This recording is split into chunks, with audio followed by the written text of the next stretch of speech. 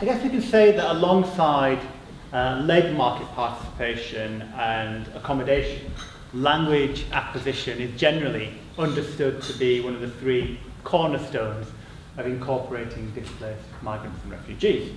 And as we'll detail this afternoon, our project, the GLIMER project, which is an acronym for the Governance and Local Integration of Migrants and Europe's Refugees, what that shows is that across our cases, language provision seems to rest in an especially complex landscape of governance arrangements. These span, on the one hand, national level governments, devolved governments, local governments, and then, on the other hand, non-governmental bodies, education sectors, made up of professional language practitioners, and of course, no less important, a number of third sector and charity organisations.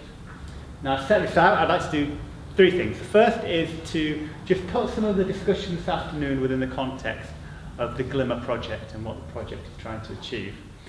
And the second is briefly to run through some of our cases that colleagues want to help me elaborate so you get a sense of what's going on outside of Scotland as well as inside. And then I'm going to offer some key overviews of some of the kind of cross-case themes that are emerging in our findings on the study of the governance of language policy today. Okay, so as at least some of you I think will be aware, the objective of our project, the GLIMER project, is to try to explore how the local can tell us something meaningful about the incorporation of displaced migrants and refugees, and the ways in which this is particularly relevant to the recent displacement of these groups across Europe. To this end, our project takes a multi-sited approach spanning the north of Europe and the south of Europe, and across a number of sectors, including housing, labour market participation, as well as language provision in particular. So in addition to Glasgow, we include the conurbations of Cosenza in Calabria in Italy, which has an established history of refugee arrival.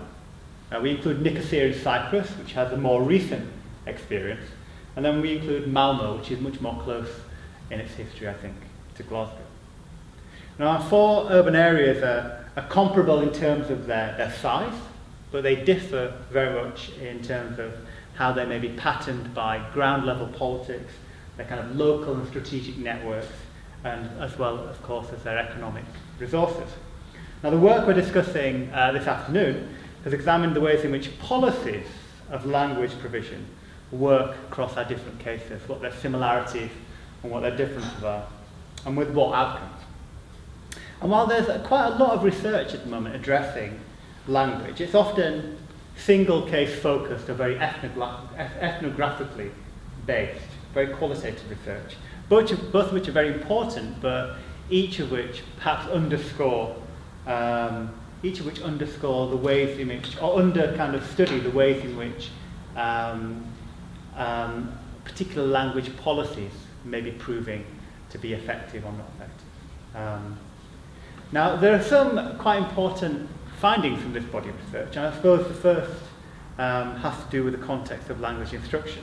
The largest cross-national study of refugee and asylum language provision in the EU, at least, is the Integrate project. Now, this pointed to the effectiveness of a number of things, including limiting the time in things like immersion classes, and highlighted the impact of broader settings. This means for children, that educational integration shouldn't just be left to the school, and mentoring and befriending relationships outside of school can act as a really important, crucial mechanism to enable refugee children to access education in a broader sense and build up their capacities. Now, on this occasion, they say what's true for children is also true for adults, with the implication that language development should be holistic, and not just restricted and instrumental. In other words, language competencies aren't just about, for example, being able to work, but more broadly about feeling accepted in society.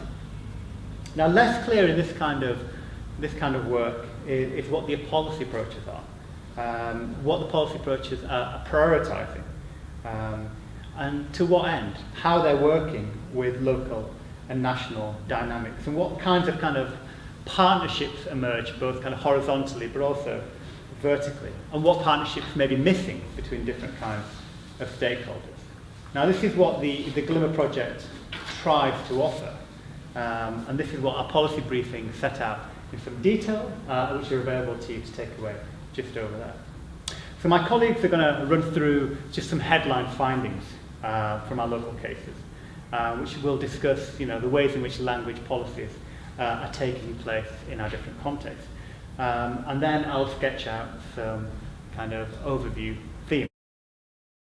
So in thinking about the differences between Scotland, Sweden, Italy, and Cyprus, we might firstly think about who this is directed toward, secondly what key objectives are, and thirdly what the utility and function of this is. Now what we find is that actually across all our cases, with the exception of Sweden, whether or not you have refugee status, you will have language provision. So asylum seekers are broadly catered for, with the exception at the moment of Sweden, at least formally. Everybody who's a recognised refugee has language provision afforded to them. This is state-funded everywhere except Cyprus, though the third sector too has a role everywhere except Sweden and Malmo, with some exception that there's a burgeoning potential market here. Private sector provision principally is offered in Italy, in addition to the state. So that's an interesting way in which there's some contrast between our cases. In terms of the objectives, the emphasis on formal education and accreditation is true across Scotland, Sweden, Italy, not so Cyprus. But there's a kind of a non-accredited, what we've called survival language provision afforded across all of our cases. In some cases, particularly in Scotland and Italy, there's a very keen and pointed emphasis on the nature of language instruction for the purposes of employment, and as we heard from Henrik, that's much less emphasised in the Swedish case, and as Maria indicated, less so in the Cypriot case.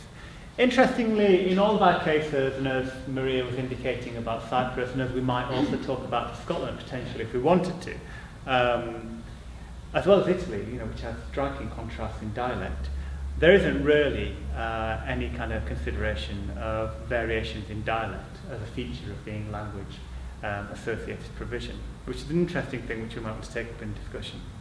Nor is there, in most cases, a certain kind of a language exchange program, though there's some evidence of that in our Glasgow case. And in Scotland, as well as Cyprus, language is most obviously related to migration controls, as it is related to labour market access in Scotland and Italy, not so in Sweden and Cyprus. And of course, in a number of cases, it's seen as being a key part of what we might call holistic integration.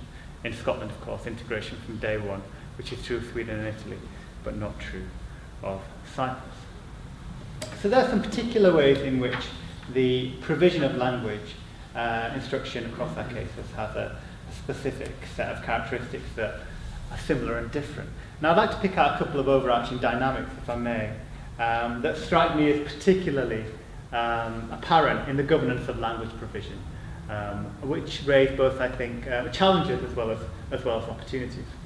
The first concerns in what I've tried to chart on this graph, which is this illustration, which is a lot clearer on my screen than it is on yours, but it's to do with what's sometimes been characterised as a transfer of operations of government towards increasingly non-state entities. Something which is very true, of course, of a number of thematic areas relevant to the incorporation of displaced migrants and refugees, especially accommodation, but also, to some extent, labour markets too. Now, this is kind of a mode of governance that we're seeing in contemporary Europe, in which some of the statutory responsibilities remain with state agencies, but operational roles and the provision of services are distributed to third sector parties through a series often of arm's length relationships. As one respondent to our study put it, this is somebody in government, we're not directing providers, they said. We're saying that these are our strategic objectives, and through the funding processes, we'd like to see what you're doing to support these strategic objectives. Now, this is a kind of a mode of coordination that might be characterized sometimes as a dispersed state, in which the number of agents and agencies involved often have a plural. There's a number of agencies in delivering a particular service, and these increasingly function as kind of proxies of the state. Now, on the face of it, to some extent, this would imply a less centralized administrative control, potentially, of a certain kind of a provision. In practice, what we get, and what we're kind of trying to chart out with this graph in terms of the relationship between central and local government and providers, is that it potentially adds this layer of complexity in that it paradoxically invites state actors to kind of drive certain benchmarks from the centre, whilst expecting the delivery of that to happen by non-state actors. Now, negotiating a path through that is not straightforward. Another respondent from a governmental department described the challenge as the need to get right the partnership at the national level that cascades locally, in which the national can kind of communicate what it is that they want to have done without that being misconceived or misunderstood. Now, it's kind of consistent with a broader discussion, I think, in the social sciences and the study of governance practices, in which the state kind of simultaneously kind of retreats from an activity but advances at the same time. And it's kind of withdrawal from what ought to be a statutory state provision is matched by its expectation that a number of third-party arm's-length organisations do that instead. The second kind of overarching observation that we're finding in our study across our cases in Europe is how language is aligned or not aligned to other areas, other policy areas. Now, this is specifically, I think, about how the governance of language may or may not become oriented towards a particular goal. Now, alongside accommodation, the goal being to facilitate language training in order to build capacity and readiness to enter the labour market. And some of our stakeholders in the provision of language across our country cases characterise this as them being a bit of a square peg in a round hole, since the measures of success sometimes placed upon them in terms of language capacity building is not language acquisition in and of itself, but employability. Now, similar issues are raised in a number of respondents, which go beyond, I think, the question of funding and relate to a potential gap between, the focus of policy as it's kind of delivered through arm's length bodies and actually the policy creators who can often be at a national level. And one NGO, not in Scotland, characterised this as a fundamental lack of understanding of who we're dealing with and a lack sometimes of engagement with that demographic and the people who are delivering that service on the ground. There is then, in this case and in that respondent's statement to us, a view that there's a kind of a great wealth of knowledge in the non-governmental sector that's not always being realised or necessarily directed in ways that might shape better policy construction. A third issue which cuts across all of our cases and which Maria especially highlighted centres on the way that gender dynamics seem to be overlooked in a number of ways across language provision. Most language training programmes that we can see appear to be kind of gender blind, insofar as the specific needs and realities of women are not sufficiently taken into account in its provision, in ways that leads to kind of unequal opportunities in access to language training. For example, language provision across the piece can overlook where migrant women, asylum-seeking women and refugees kind of have this kind of dual role as caregivers and as family providers. And the kind of specific impact that has on their ability to attend language classes in a way in which may not impact on others, especially their male counterparts.